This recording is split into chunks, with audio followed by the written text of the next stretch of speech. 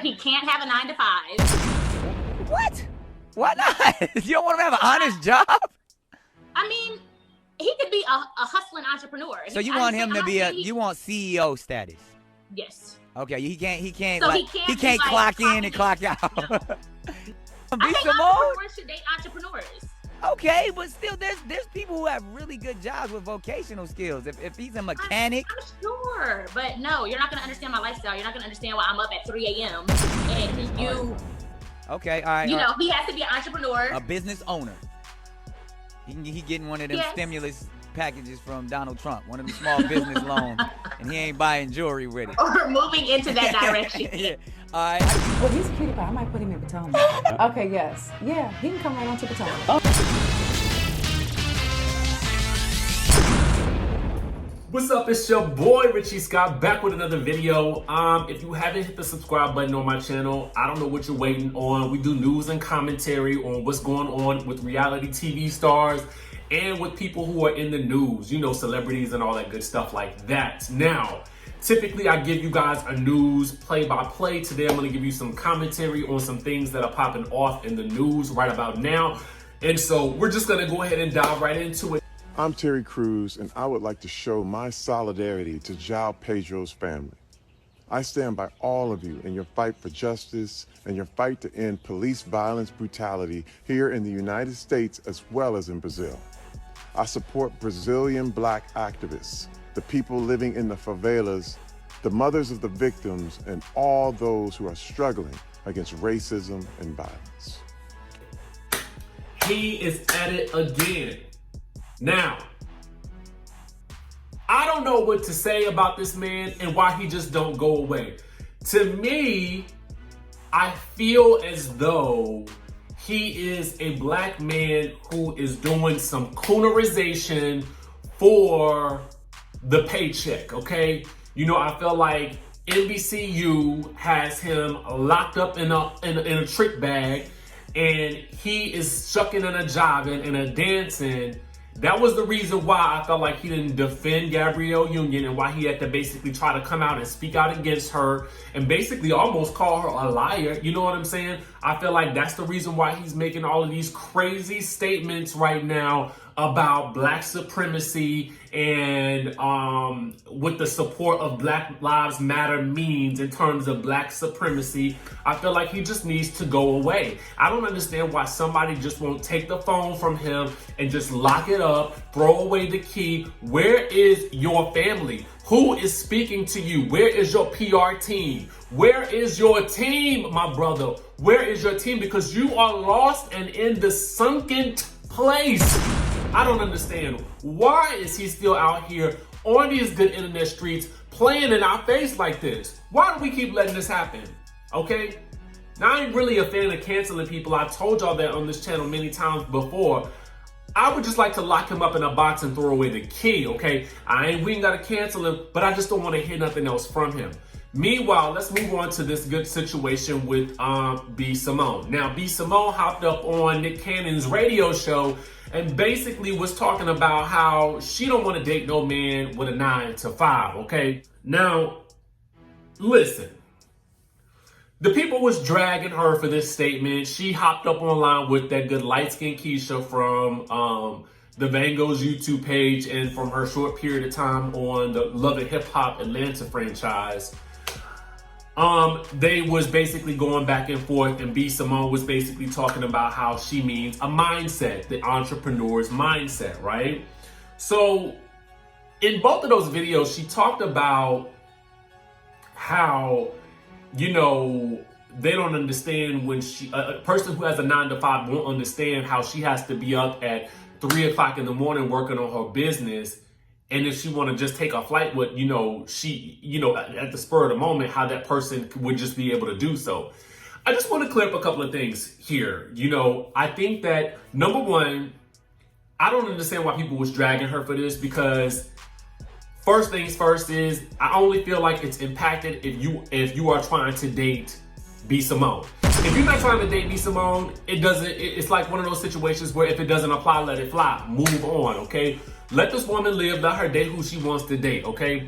I feel like personally there's some trauma there, okay? I feel like there's some issues and some trauma there that she has experienced before in a relationship with someone who she was in a 9-to-5, who was working a 9-to-5 job, right?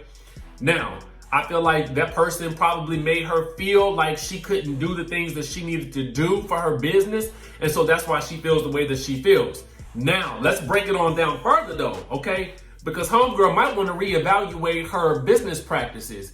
I know a lot of entrepreneurs who aren't up at 3 o'clock in the morning doing their work. They schedule their work between the hours of 9 to 5 because that's when most businesses are operational. Now, if you are choosing to work at 3 o'clock in the morning, that's your choice. And that is not the person's choice who is working a 9 to 5. That is your choice, okay? So not every entrepreneur that you meet out there will date, will have the same type of work schedule. I don't understand that. Furthermore, I also feel like, listen, what you probably should be asking the good Lord for is a man that's going to treat you right regardless of your circumstances. At the end of the day, you could lose all your money. You could lose all your business enterprises. All of that stuff can go belly up. At the end of the day, a 9-to-5 person could lose their job. At the end of the day, you don't know what could happen in life. So you best to pray to God that he just send you somebody who accepts your life the way that it is right now and who will accept it for what it will be in the future. You want somebody that's going to love you and treat you right regardless. You know what I'm saying? So I get that you want some type of entrepreneur Negro because you up in the entrepreneurial field right now, but at the end of the day, what you should probably be asking for is for somebody who gonna love you and treat you right, okay? Because they could be another entrepreneur and treat you like dirt, okay? So that's what you probably should be asking for. That's what we really need to be concerned about, okay? We don't need to be concerned about that. And I feel like the reason why people took offense to it was because a lot of the people that she is talking to in her audience probably work 9-to-5 jobs. And I feel like in saying something like that, a lot of those people were probably offended because it sounded offensive, okay? But at the end of the day, I feel like this. I don't care who she want to date. Let her date whomever she want to date. That's her personal preference. She could be missing a whole lot of very, very good and eligible bachelors out there who would treat her wonderfully who work 9-to-5s. Because listen, we've all done it before, okay? And I would do it again if I had to. Trust and believe, and ain't nothing wrong with it. Ain't nothing wrong with providing for your family and for yourself. Don't let nobody fool you into thinking that having a 9-to-5 job is not the business, because it is, okay? It is the business. If you gotta work a 9-to-5, you continue to work your 9-to-5. And if you got a dream of doing something else, do that. But just know that the entrepreneurial life ain't for everybody, okay? It ain't for everybody. Moving right along. The people are dragging Shaunie and Mona Scott Young, okay? Let me tell you why. Y'all know about this whole post about, I'm a black woman or I'm a black man. I do not tear another person down, yada, yada, yada. Well, Shaunie and that good Mona Scott Young both posted that same post. And the people was dragging them down to the everlasting ground. Okay, now we know the thing about Basketball Wives is this.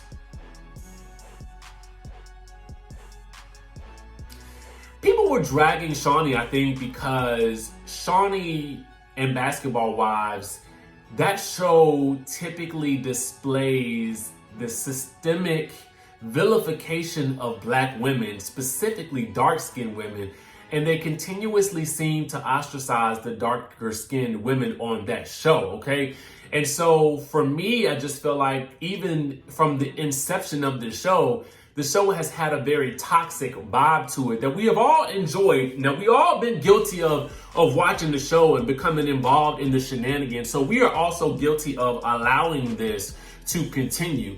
But what I would have to say, the people look to Shaunie because she is the creator of that franchise and she is the person who has the most influence on the show as a castmate on the show. Now, I don't know whether or not she can influence decisions about who's hired and fired, but she alluded to the fact that she could if you rubbed her the wrong way, i.e. Brandy Maxiel. You know what I'm saying? And it is by Shaunie's influence that a person can be in the circle or out of the circle. And if you're out of the circle, it's going to be definitely hard for you to be able to film with anybody because if you're not in the circle, then what does that mean for you? Now, OG, who just jumped on the show, happened to show, listen, y'all not going to force me out, but we don't even know if she's returning to the show yet or not, so we'll just have to wait and see how that plays out.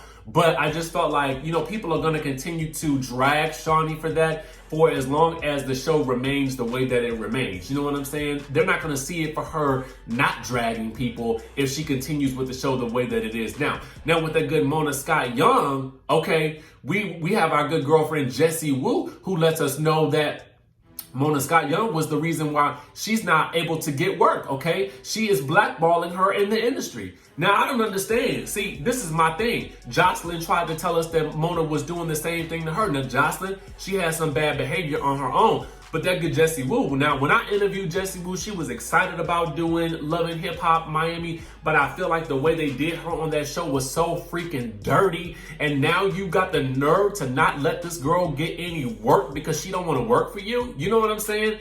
And now, at the end of the day, Jocelyn has had to find ways to maneuver in the industry without having the help and the assistance of Mona Scott Young anyway. So I just kind of feel like, listen, Mona, you can't be posting about not tearing women down if you blackballing the folks, okay? That's not what we're gonna allow you to do in this day and age. I'm not seeing it for that. And if you are doing that, shame on you. Shame on you for trying to hold another black woman down for attempting to elevate. The crazy thing about this is, and this is what's funny. I want y'all to look at this. This is ironic, right? Tammy Roman leaves Basketball Wives because the environment is too toxic and she's attempting to grow.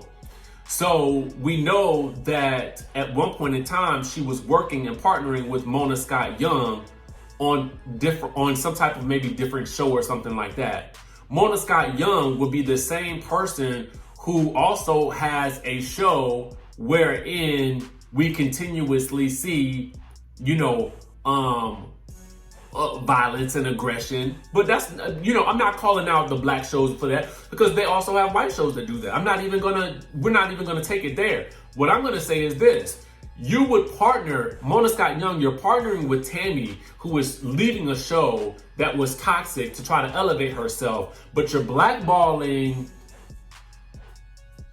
allegedly, blackballing Jessie WOO, who also wanted to leave a toxic environment so that she could elevate herself as well. Make it make sense, somebody. Make it make sense, okay? I don't get it.